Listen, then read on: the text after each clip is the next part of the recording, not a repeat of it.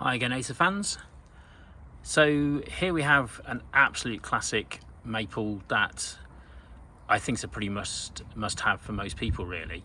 It's Acer palmatum Sango Kaku. Sango Kaku, coral bark, and you can absolutely see why. And as I mentioned in the other videos, this gets sold along by Who and going green, a sort of red, yellow and green, almost like a traffic light scenario. But beautiful, beautiful green foliage, and it just contrasts so beautifully against the very pink to red bark, which actually gets even more intense and more red in the winter. So even without its leaves, it puts on a really good show. Another really strong selling point for this is it's really sun and heat tolerant, which I sort of try and classify as two different things really. But you can see where there's got some sun on these leaves, they go red. In fact, if we go up here, they go very, very light indeed.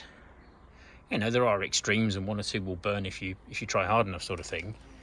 But in general, it's a really, really sun tolerant and heat tolerant maple.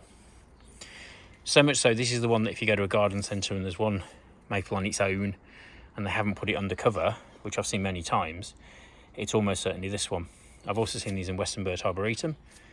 Similar idea really, they put them out in open spaces because they just almost get better with a touch of sun.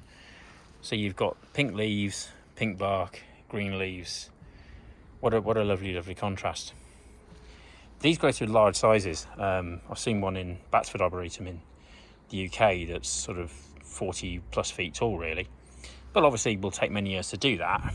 But in a pot like this, that's going to restrict its growth a lot and allow me to enjoy this before it gets too big really. In fact, it will sort of virtually stop the growth to some degree. It'll keep growing but at a much slower rate.